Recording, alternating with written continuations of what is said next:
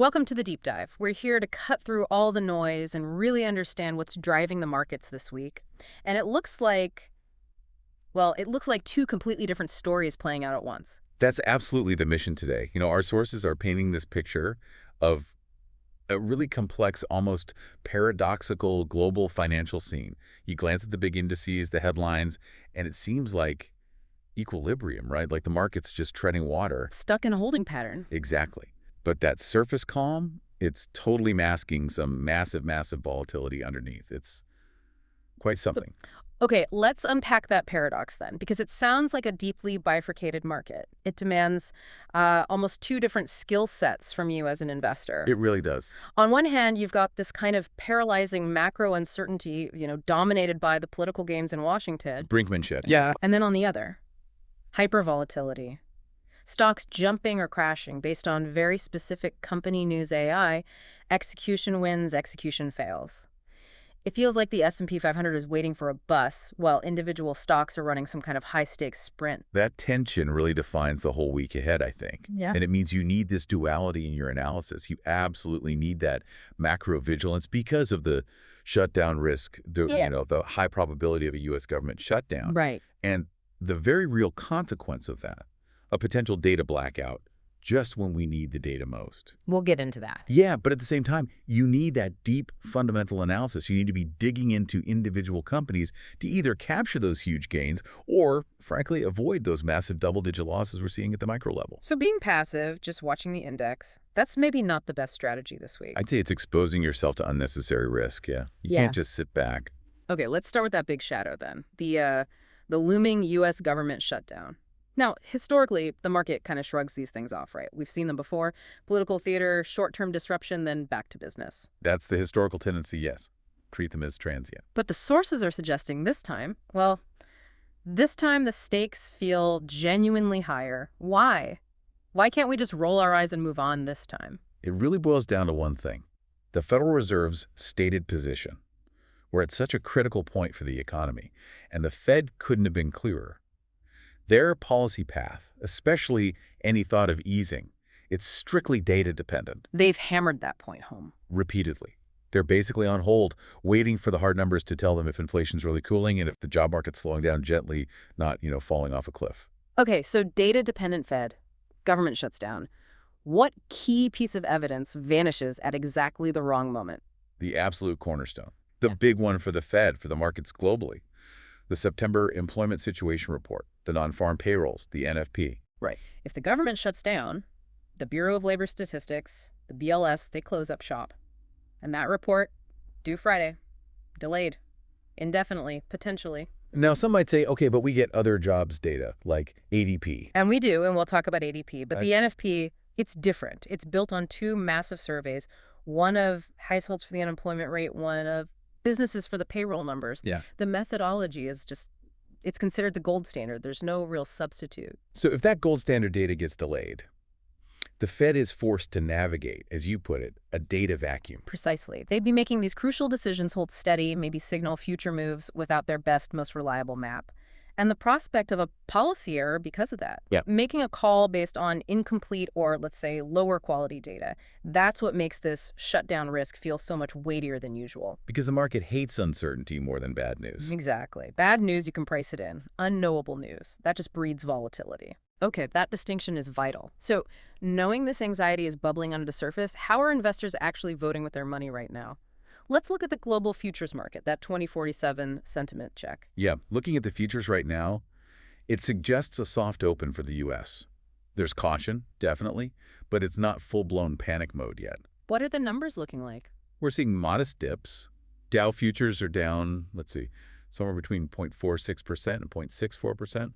The S&P 500 futures pointing to a drop of maybe 0.54% to 0.79%. And the NASDAQ 100 futures are off around 0.67%. So declines, but not drastic ones. Right. It suggests the market's kind of working assumption is still for a fairly short shutdown, a few days, maybe a week. Political theater that gets resolved relatively quickly. But, and this is a big but, the real story about the genuine anxiety isn't necessarily in those index moves, is it? It's lurking somewhere else. You got it. It's in the volatility markets. You have to look at the VIX, the so-called fear gauge. And what's the VIX telling us? It's sending a much louder signal. a clearer signal of stress. VIX futures are climbing quite significantly, up between 1.60% and 3.19% in the pre-market. This is what analysts are calling cognitive dissonance. Cognitive dissonance. Okay, explain that. The market's saying one thing with stock prices, but doing something else with insurance. Pretty much. Investors aren't hitting the big red sell button on their main holdings. If they were, those index futures would be down a lot more. Instead, they're actively, deliberately buying portfolio insurance through the options market. Okay. Think of it like this. Your house isn't actually on fire right now, but the weather forecast says there's a, say, 50% chance of a massive hurricane hitting tomorrow. What do? You immediately call your agent and up your insurance coverage, just in case. They're hedging against the worst-case scenario, what we call tail risk. Exactly that. Tail risk, those low probability but potentially devastating events. In this case, a shutdown that isn't short, one that drags on for weeks, causes real economic damage, and truly forces the Fed into a difficult spot with no reliable data. So the VIX action shows that fear is real and being actively priced in, even if the main indices look relatively calm. Precisely. The risk is being managed, or at least hedged, in the derivatives market. You absolutely cannot just glance at the S&P number and think everything's fine. You have to look under the hood at the VIX to see the real level of risk aversion building up. That's a critical point for you, the listener, to grasp. Now, how does this Washington drama play overseas? Are Europe and Asia mirroring this VIX-led anxiety? We're actually seeing a bit of a contrast, which suggests local factors are still quite important. European markets seem more resilient this morning. Really? Yeah, the DAX futures in Germany are actually up around 0.43%, and the UK's FTSE 100 is gaining about 0.69%. It seems the sophisticated derivative markets over there are maybe reacting more to tentative signs of improving local economic activity rather than being immediately paralyzed by DC politics. Interesting. And Asia overnight, was it the usual mixed bag? Mixed is definitely the word. Japan's Nikkei was down, about 0.59%, likely on some softer domestic data points. But Hong Kong's Hang Seng actually had a solid session, up 0.87%. So no unified global reaction yet? Not yet. It reinforces that we have a globalized market, yes, but it's still segmented by region and time zone. The overall message from the 24-hour cycle seems to be caution's definitely warranted, insurance is being bought, but it's not a coordinated global panic. At least not yet. Okay, so that's the macro picture. Cautious, anxious beneath the surface, worried about the shutdown's impact on data. Now let's flip the coin completely. Let's talk about the other side of this bifurcated market, the micro-level chaos. Yeah, the wild swings. Where individual stocks are seeing these huge double-digit moves based on very specific company-level news. This is where the real price discovery seems to be happening, isn't it? Absolutely. And right at the heart of so many of these massive moves, you find one recurring theme: artificial intelligence. AI is acting like this incredibly powerful two-sided catalyst. Creating value for some, destroying it for others. Yeah. Exactly. It's an engine for value creation in companies that get AI validation, And it's an existential threat to others who look vulnerable. Mm. The divergence is just, it's stark. Okay, let's start with the winners then, the AI value creation story. We've got Datavault AI, ticker DVLT, soaring pre-market, up what, 16.5%? That's huge. What's driving that? Datavault basically hit the jackpot twice, securing two massive validation points that essentially rewrote its entire story overnight. Okay, what were they? First, they got a multi-million-dollar resource commitment from IBM. And this isn't just, buying some software. This is IBM dedicating engineers, technical know-how, even quantum computing expertise to Datavault's platform. They're integrating IBM's WatsonX.ai and its governance tools right into Datavault's system. Wow, okay. That's a massive stamp of approval from a tech giant, IBM putting its weight behind them. Huge credibility boost. And then, on top of that strategic validation, came the capital. A $150 million strategic investment from Silex Holding. $150 million? Yeah, and that money is specifically tagged to build out the supercomputing infrastructure they need for really advanced AI data processing. This is critical because, our research shows Datavault was kind of dismissed by a lot of analysts before. They saw it as this niche audio relic from its past life as WISA Technologies. Right, I remember WISA. So this combination, the IBM partnership, the huge capital injection, it forcefully repositions them. They go from audio tech to a potential disruptive force in the whole data economy, powered by AI.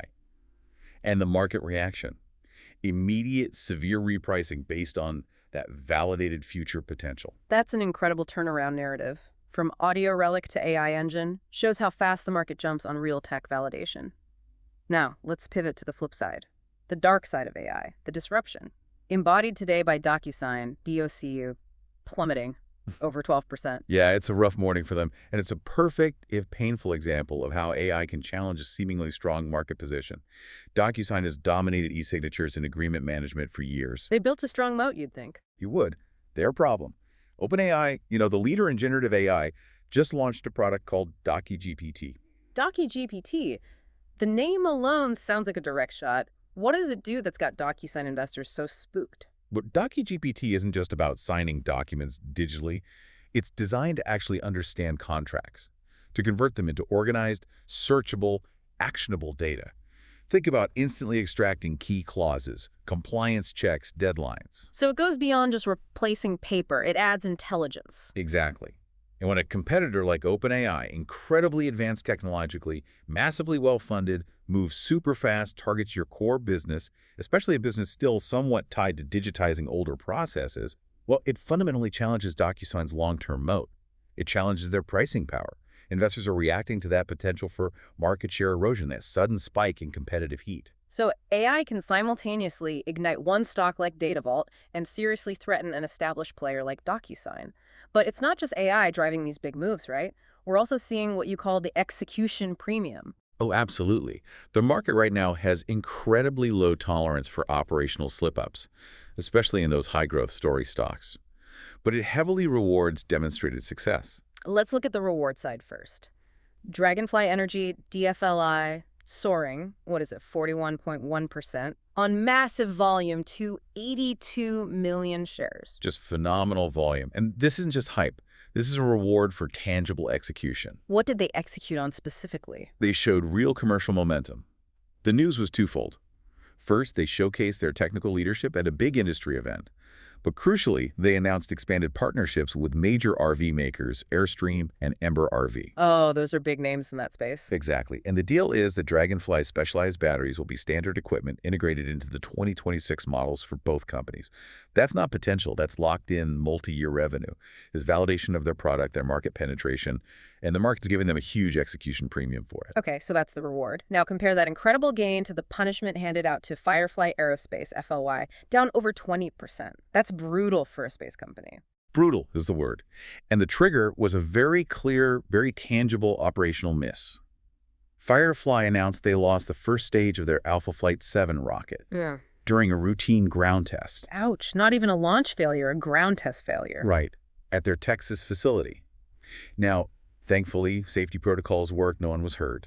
But the implications for cost, for schedule, they're severe. It must raise immediate questions about reliability. It does. Reliability, their execution capability, and maybe most importantly, their ability to stick to their launch schedule in what's becoming a really competitive commercial space race. For these kinds of companies, these story stocks, where so much future potential is baked into the price, the market has zero tolerance for operational stumbles. You mess up, that execution premium works in reverse. Swift, severe punishment. We should also touch on IDT Corp, ticker IDT, down 18.3%. What's interesting here is they actually reported strong operational growth. Didn't adjusted EBITDA grow like 43% year over year? It did, which makes the drop seem counterintuitive at first glance. So why the disconnect? Why the 18% fall? It really highlights the market's current, almost obsessive focus on headline financial numbers, particularly EPS misses.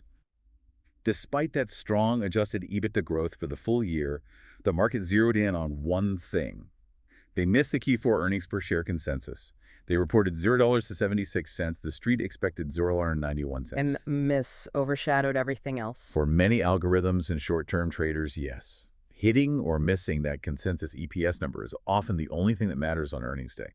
Even if the underlying business looks healthy, even if guidance is okay, that perceived miss on immediate profitability just tanked the stock. Interesting. And one more notable mover, a huge gainer actually, Maison Solutions, MSS, up an incredible 164.9%. What's the story there? The catalyst is a $70 million financing agreement.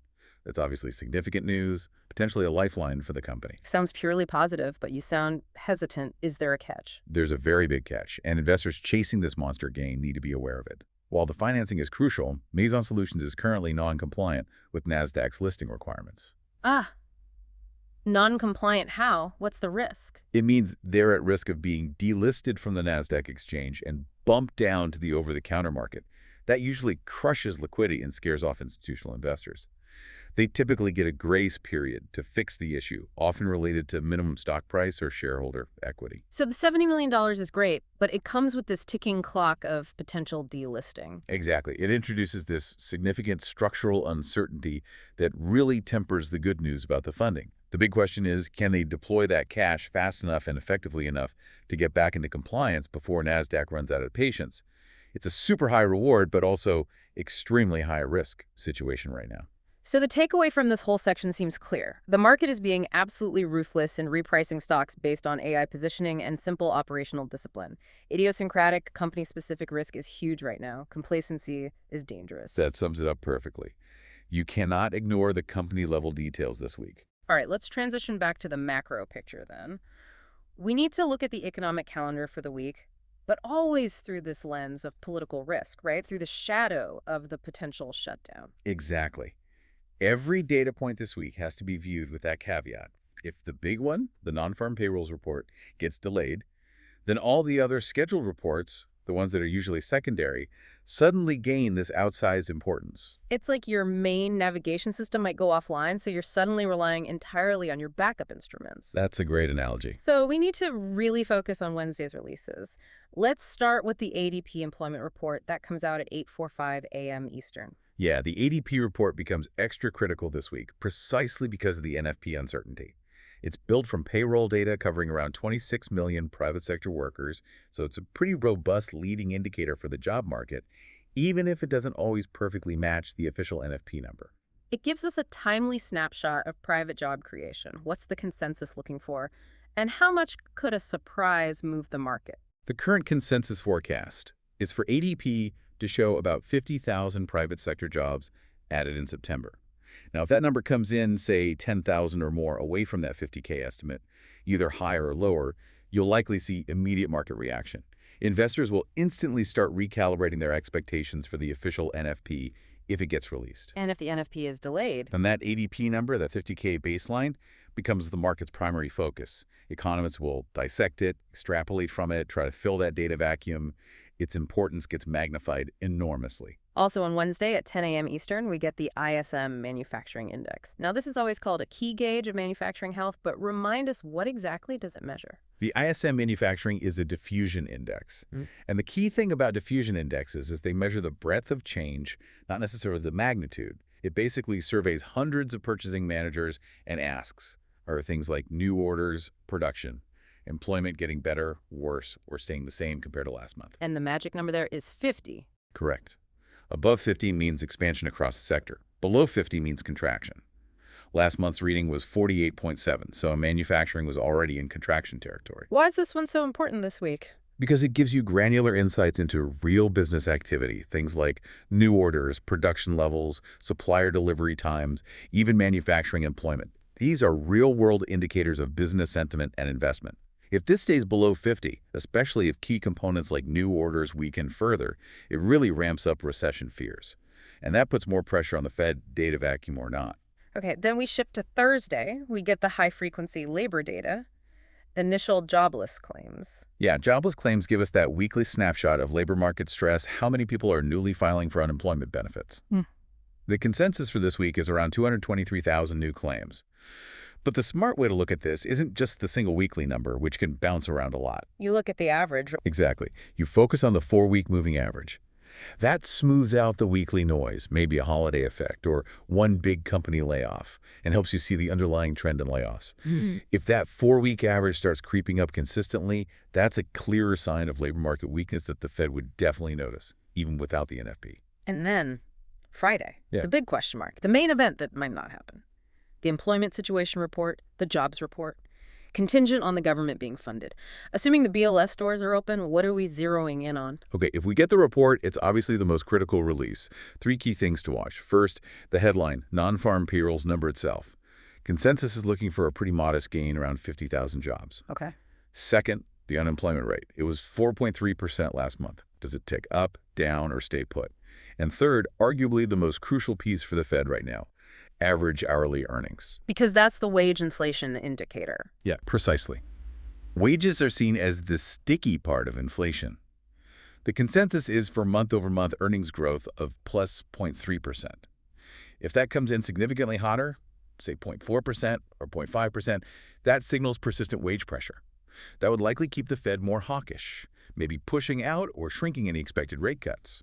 And the dream scenario for the market, assuming we get the data, is always that Goldilocks outcome. Not too hot, not too cold. That's the hope, yeah. Goldilocks means the report is strong enough, positive job growth, unemployment stable, to fend off immediate recession fears.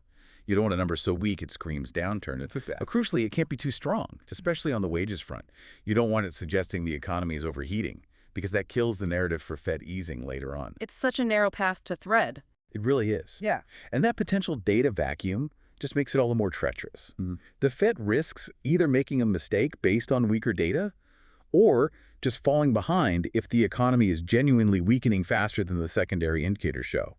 That uncertainty itself can almost act like a tightening of financial conditions, you know? Businesses get hesitant. Absolutely. Okay, so the economic calendar is a minefield this week, heavily dependent on politics. But thankfully, while Washington figures things out, we do get some ground-level reality checks from corporate earnings. Yes, and these earnings can act as really useful validation points. They give us real data on things like consumer health, small business strength, data that can either confirm or maybe contradict the broader macro story we're piecing together. And we've got some important bellwethers reporting this week. Let's start with Tuesday. The big one is Nike, NKE. It's the only Dow component reporting, so it carries extra weight, right? A proxy for the global consumer. A huge proxy for global consumer discretionary spending. And the expectations heading into this report, well, they're pretty downbeat. What's the consensus EPS number? Analysts are looking for just $0.26 per share. Now, compare that to the $1.70 they reported the same quarter last year. That's a massive 62.9% year-over-year decline baked into expectations. Wow. That really reflects the anxiety about the consumer, doesn't it? It absolutely does. Deep worries about how resilient shoppers are globally in the face of inflation. So when Nike reports, what are the key things investors should really zero in on beyond just that headline EPS number? I'd watch three things closely. First, revenue growth, specifically in Greater China. That's been such a key focus for Nike's growth and recovery narrative.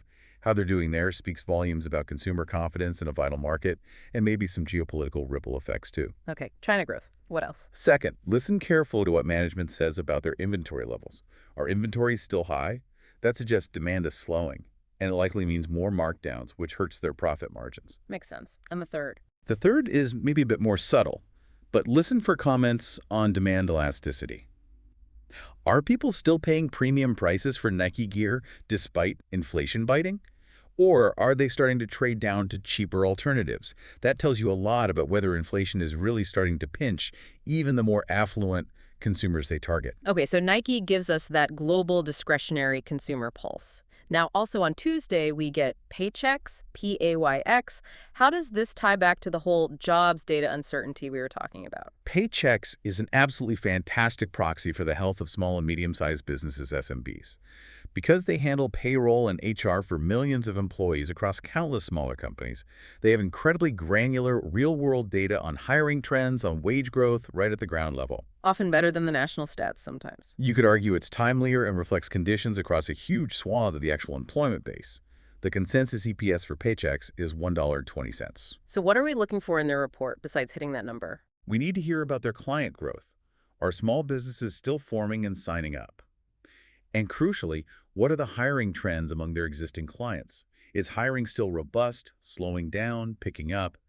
Their commentary will either confirm or maybe sharply contradict what Wednesday's ADP report suggests. So a surprise from Paychecks, either positive or negative, could really ripple through the market's view of the labor situation. Absolutely, because it's real-world data from the engine room of the economy, the SMB sector. It could significantly influence sentiment, especially if the official NFP data is delayed. Okay, and then on Wednesday, we shift to consumer staples with Conagra, Egg, and Lamb Weston, LW. What do these tell us? These give us a really good look at how food producers are coping with still high input costs, ingredients, energy, transport, and crucially, how consumers are behaving in the grocery aisle. Lamb Weston, they do frozen potato products. Expectations are pretty solid. Consensus EPS around 54 cents. They have strong positioning in food service. And Conagra, packaged goods. Yeah, Conagra owns brands like Bird's Eye, Healthy Choice, Slim Jim. Consensus there is $0.33 EPS. The key insight from both will be management commentary on pricing power versus volume and any signs of consumer trade down. Meaning, are people sticking with the name brands or switching to cheaper store brands to save money? Exactly. Are these established staples brands holding onto their pricing power despite inflation, or are consumers finally balking and reaching for the private label alternative? That tells you a lot about how squeezed household budgets really are. So across these three, Nike for global discretionary, Paychex for SMB labor, Conagra Lamb Weston for food staples and pricing, we get some critical real-world checks on the macro story. They're vital validation points for any investment thesis this week, absolutely. They connect the dots between the micro reality and that uncertain macro backdrop. Okay, let's try to synthesize all of this then. We've got the macro shutdown risk, the potential data vacuum, the cautious index futures, but the screaming VIX, and then the wild micro-level swings driven by AI and execution. What's the strategic outlook? Well, bringing it all together, the picture that emerges is a market at this really fascinating, potentially volatile crossroads. That surface calm you see in the major indices feels fragile. It feels like it's built on a perhaps shaky assumption that Washington gets its act together quickly. So this kind of market favors agility. It favors the nimble investor, absolutely. You need to be able to process both things at once. That top-down macro risk from the shutdown and those bottom-up company-specific catalysts around AI and execution we just talked about. Just focusing on one or the other isn't enough. Complacency at the index level seems particularly dangerous right now. Profoundly dangerous. Let's quickly map out the two extreme scenarios based on everything we've discussed. First, the bull case. What needs to happen for risk assets to have a really good week? Okay, what are the key ingredients for the bull case? Three things, I think. One, a swift political deal in D.C. Shutdown averted or ends very quickly, allowing all the economic data to come out on time. Two, the jobs report, when it lands, has to be Goldilocks. Modest growth, no scary wage inflation surge. Three, the bellwether earnings, especially someone like Nike, need to surprise to the upside or at least offer really confident guidance. Show the consumer isn't collapsing. And if those three line up? Uncertainty fades fast. Risk assets likely rally quite strongly. Okay, now the flip side, the bear case, where that fragile equilibrium breaks and we get a sharp move lower. The bear case probably starts with a prolonged shutdown. The NFP delay becomes a reality, locking in that data vacuum for the Fed, amplifying policy uncertainty. Then you compound that political mess with a significant earnings miss from a key player like Nike, confirming fears that global consumer demand really is weakening. That combination sounds pretty toxic. It is. Political paralysis plus clearly deteriorating corporate fundamentals. That's likely the trigger for a significant risk-off move, maybe even a deeper market correction. So, given this tricky setup, this dual risk profile, what are the key questions you, our listener, should be asking yourself this week when you look at your own portfolio? Okay, three critical questions, I think. First, directly address that data vulnerability. How exposed are you if the NFP does become unknowable for a while? Is your strategy too reliant on a specific macro outcome happening? Or have you built in some resilience, maybe focusing more on company specifics, alternative data? Good question. What's the second? Second, revisit your single stock risk. Given those huge swings we saw pre-market, Dragonfly soaring, Firefly plunging, ask yourself, is my exposure to individual high beta names, especially those story stocks where execution is paramount, appropriately sized? Remember, Firefly, the market is punishing operational misses brutally right now. So position sizing becomes critical. Absolutely. This isn't the environment to be over-concentrated in companies that haven't proven they can execute flawlessly. And the third question, connecting the micro back to the macro. Thesis validation. Ask yourself, which specific earnings reports this week, Nike for the consumer, Paychex for SMBs and labor, are most crucial for validating my own long-term investment ideas? Don't just see them as isolated company events. Treat them as key data points that either confirm or challenge your broader strategic bets. It really sounds like a week demanding intense focus, discipline, and that dual analysis we talked about. That surface calm is definitely deceptive. It is. And maybe I can leave you with one final thought on that. The biggest risk and the biggest opportunity in this market right now, I think, is how quickly and severely companies are being repriced based on two things: operational execution and genuine AI integration. The market's moving past just the story. It's moving past the initial story stock hype phase fast. It's imposing this execution premium, like we saw with Dragonfly. So for you, the listener, the real homework this week is figuring out which companies have earned that premium, Which ones, like maybe Data Vault AI, have the operational chops and the strategic partnerships to actually capitalize on AI? And which ones, maybe like DocuSign facing DocuGPT, are structurally vulnerable to AI disruption right now? Distinguishing the real AI winners from the potential AI victims. That analysis, making that distinction, that could be the difference between finding real alpha this week or getting caught in some serious downdrafts. That's where the focus needs to be.